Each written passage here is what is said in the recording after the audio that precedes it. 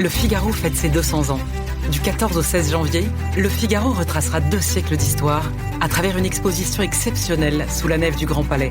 Archives, images inédites, débats et émissions spéciales. Le Figaro, 200 ans de liberté. Un événement unique, gratuit et ouvert à tous. Programmes et réservations sur lefigaro.fr. L'éditorial du Figaro. Réseaux sociaux, le poison des algorithmes pour nos enfants par Laurence de Charette.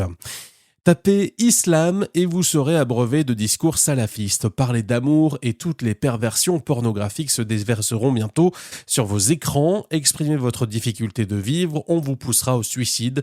Surfez simplement comme vous êtes. L'algorithme se chargera de dévorer vos journées et d'encercler vos neurones en traquant jusque dans les sursauts de vos pupilles, vos fragilités, vos faiblesses, vos petits et vos grands vices, vos affinités en langage programmatique.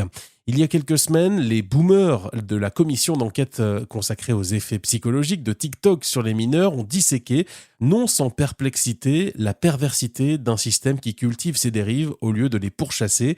Un monde parallèle de violence, de vulgarité et d'affairisme peuplé de stars sans autre virtuosité que la vénalité.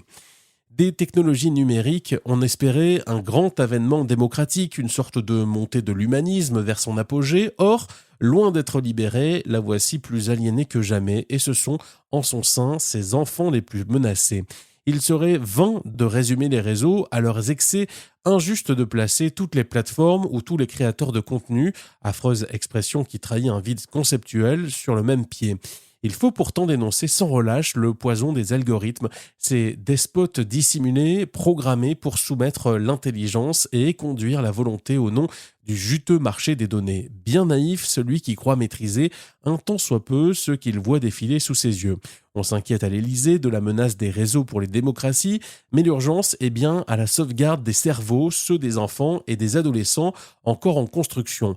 Les ravages du rapt de l'attention, cette substance de la raison, de l'esprit et de l'âme, font aujourd'hui l'objet d'un consensus scientifique mondial.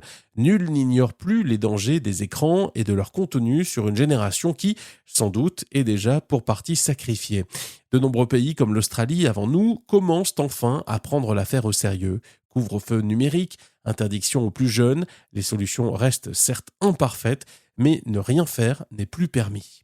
Le Figaro fête ses 200 ans. Du 14 au 16 janvier, Le Figaro retracera 2 siècles d'histoire à travers une exposition exceptionnelle sous la nef du Grand Palais. Archives, images inédites, débats et émissions spéciales. Le Figaro, 200 ans de liberté. Un événement unique, gratuit et ouvert à tous.